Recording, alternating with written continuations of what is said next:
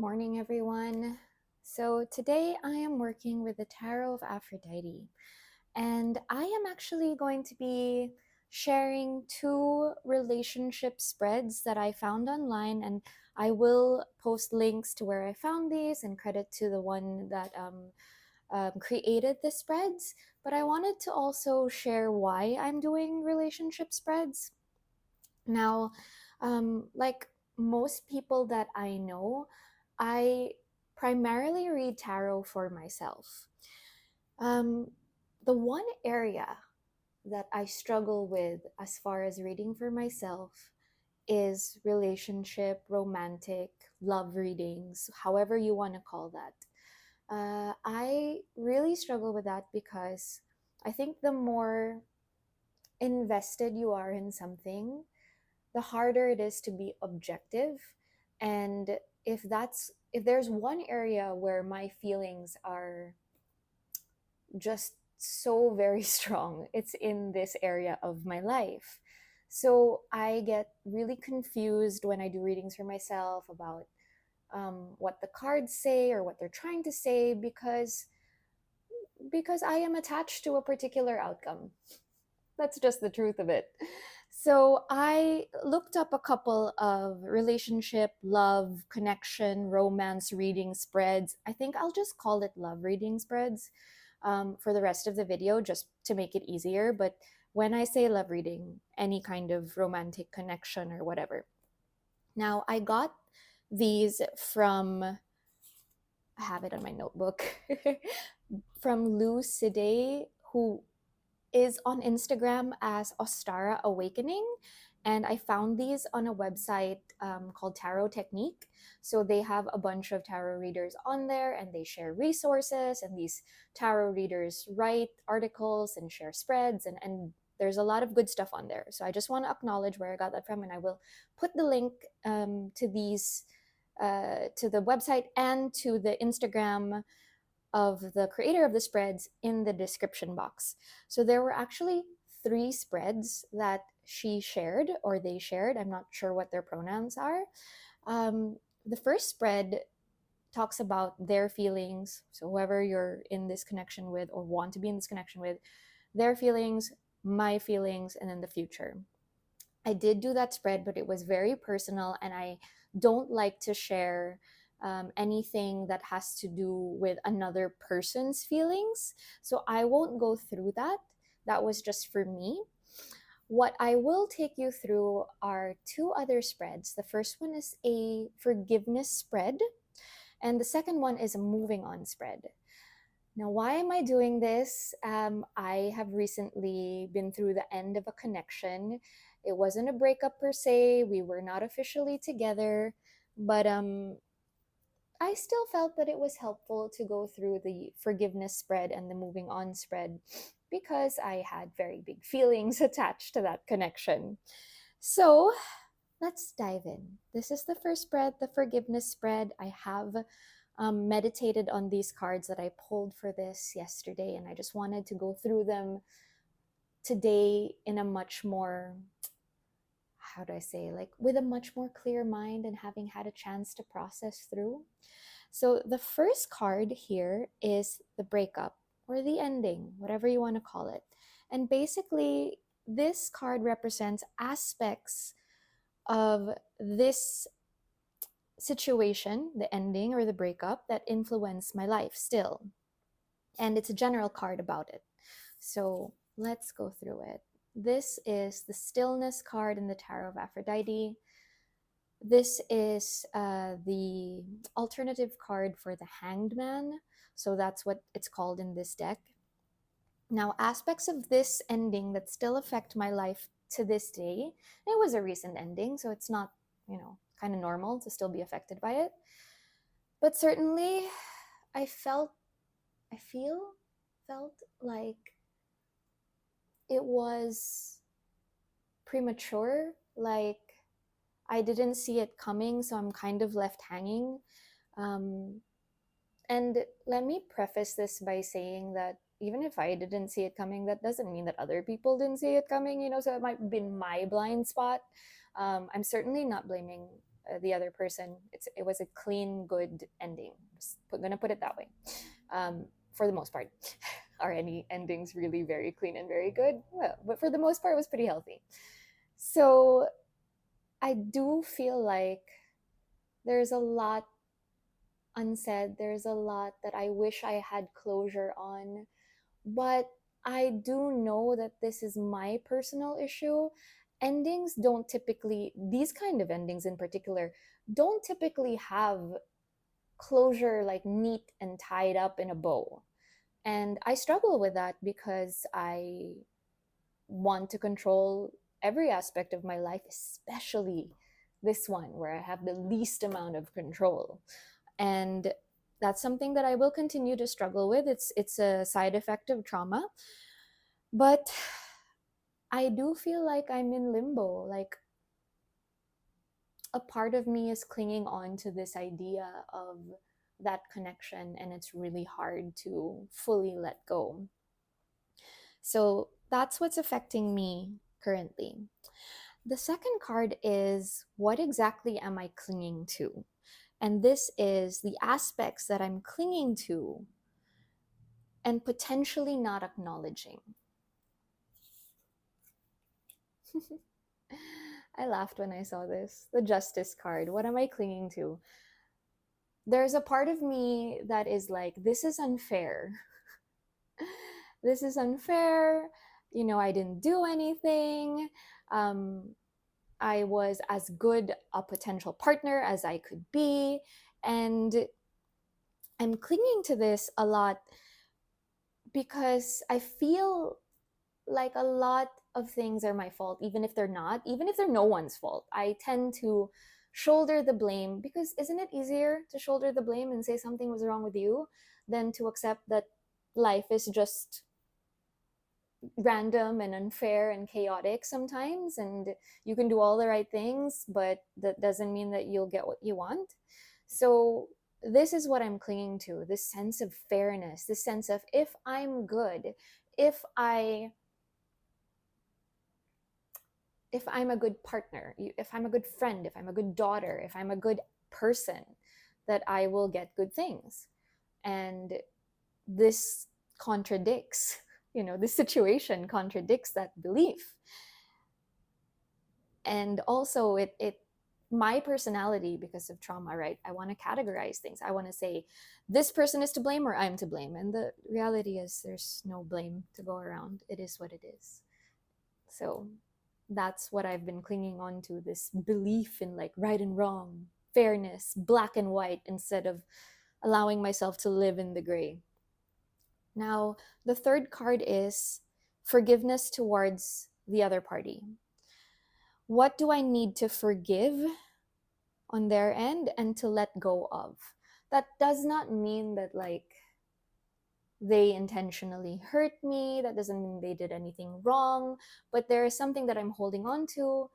Nobody is perfect, that I have to forgive and let go of in order to start the process of really moving on. It's the Six of Wands.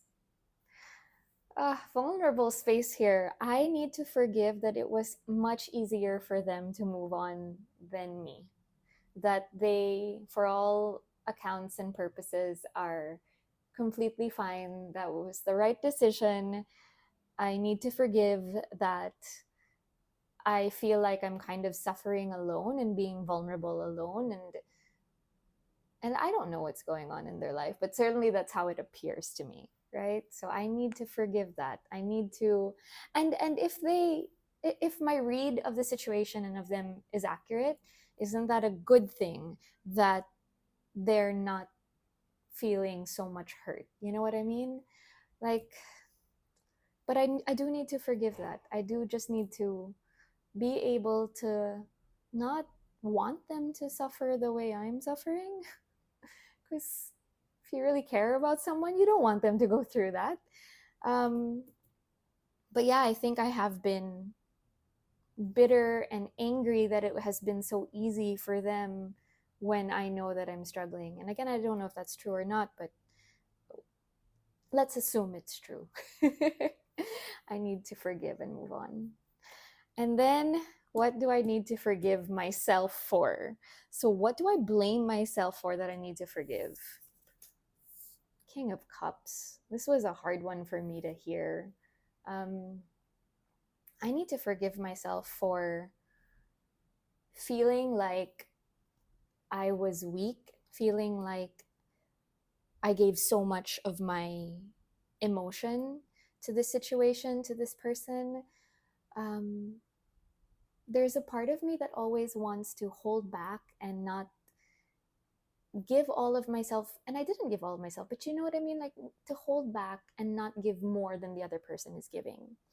Because when I give more than the other person is giving, I tend to think of myself as of that part, that vulnerable part, that open giving part, actually, which is a wonderful part. I tend to think of that part as weak. And I go into self loathing and disgust and shame, and feeling that way towards myself because I should have been stronger. I shouldn't have had as many feelings and all these things. And it's like, what's the reality, right? The reality is when you enter a connection, you risk, and you can't completely balance out feelings and be like, okay, you're at 80%, I'm going to be at 80% too, or you're at 60, I'm going to drop down to 60. Like, it's not a science, it's not math. I struggle with just feeling things and allowing them to happen and being in the flow of things. And I need to forgive myself for being fucking human. Which, like, yeah, so this is more really about me versus the other person, which is why I wanted to share this spread. This did really help me kind of get a grip on reality, and sort of what I realize is, especially for romance love readings, I need a spread because I can't free flow like I usually do because my emotions are all over the place. And I normally don't want to hear what the cards are telling me, but when there is a spread in place, it really does help. So that is the first reading. And I will now move on to the next reading. Okay, next reading, which is the Moving On Tarot spread. There are actually 5 cards for this, but I wanted to focus on these 3 first. So this is going to represent past, present, and future. So the past focuses on the aspects of the past that still influence me today in this particular situation. And we have the 7 of Cups. Now, when I see the 7 of Cups, especially this depiction, it's a card that is particularly known for having illusions, right, in terms of choices. But it's also a card that kind of feels like look at all the good things that could have been. You know what I mean? And the reality is, I was looking at things through rose colored glasses. So these are the aspects of the past where I am still being very much affected by, is how I look at it. I look at that situation as there was so much good, there was some, and there was. But you know what? If I'm really honest with myself, I'm sure I was idealizing a lot and romanticizing a lot of things instead of seeing reality. And that's normal. Again, it's not a bad thing, especially when you're beginning a new connection, you're in that romance phase. So a lot of me is still on those, but you know, but it was perfect, but it was this, but it was that. And I just have to accept that, like, some of that was a bit of an illusion, and it wasn't because anybody was being deceitful. It's just the nature of things, right? Everything is rose colored glasses in the beginning. So, present, my current feelings about this ending. 5 of Cups. It's really hard to admit, but I am still very much grieving this. It's hard to admit because I feel like I should have been okay by now, or I should be okay by now. And in a lot of ways I am, but in a lot of ways I'm not. it's that liminal space, right? It's like that in between. It doesn't hurt as much as it did when it happened, but oh my gosh, there's moments where you're like, damn it. um, so, and also a part of me feels like for something that was so short lived, it shouldn't feel this bad. But look, my feelings are my feelings, they are what they are. And I feel this. Um, and then future. What the future can look like if I either hold on to these feelings or if I am able to let go and move on. The world. This is a really good card to have in the future um, placement. Like, look, things end and new things begin. And it would really be good if through this reading, through the work that I'm doing in therapy, as well as the work I'm doing on loving myself, um, I know I will get past it. And I know that that is the energy that is in the near future, that a chapter closes and another chapter begins. And then there are two more cards. So the other card, the fourth card, is going to be what positives are coming out of this situation. So, what have I learned and how have I grown? And it's the Princess of Cups, which is the Page of Cups in the Tarot of Aphrodite. I'll just put that there. What are the positives? I learned to sit with difficult feelings longer. If this had happened to me, 5-10 years ago, I would not be dealing with this well. My fear of abandonment would rise up. My fear of rejection would rise up. I would take this very personally. And instead, I'm able to sit with my hard feelings and my sad feelings and my emotions and then distract and then sit with them again and not avoid them, which is massive. And also, Princess of Cups, naive, kind of hopeful, youthful, romantic energy here. I had that for a short time and I was able to enjoy it. And I'm so grateful for that. So I do think that I have grown. I do think that this is a more mature way of looking at endings instead of taking things so personally and equating it to my trauma and all of that. And the final card is what to let go of. What do I need to let go to move forward? When I first got this strength card, I was so confused. I was like, what do you mean I need to let go of my strength? But if I read the guidebook for this, it talks a lot about strength as self-esteem, as taming the raw parts of ourselves. And two messages came to me. One is I don't shuffle reversals. So I just read the energy of the card as it relates to the context. So I am taking this as strength reversed. What I need to let go of. There was a sense of, and there always is, I think, there always will be, this will be a lifelong battle for me. There was a sense of leaning on this person for some form of validation, some type of dependency. And that is not bad. In a relationship, you will have interdependence. I need to let go of the old beliefs that I held on to, that if someone doesn't want me, that I'm not worth something. And I've done so much work there, and I will continue to do work there.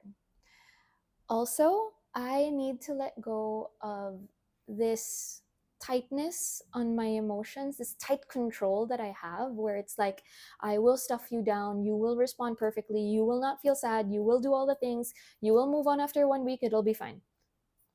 No. There is a time and a place for me to lean into that and to control and to master my impulses, my emotions, but there is also a time and a place where the only way out is through and I need to feel it. So these are the things that I need to let go to move on. And doing this reading and posting it is actually one of those ways. Why? Because the thought of posting this and again, right? Like my insecurities being seen as weak or um, too much, especially when it comes to this area of my life. And as I've been doing this reading, I swear, like the thought in my head is like, people are gonna watch this and they're gonna be like, oh my God, the drama. Oh my God, get over it. Da, da, da, da, da. Whatever. This is me getting over it. This is me helping myself process. So putting it out there. So again, I just want to say thank you to Lou Sidey. I hope I'm saying that right. Of Astara Awakening for these spreads. They have been so very helpful. And thank you. If you've stuck around this long, thank you for joining me. Take care. Bye.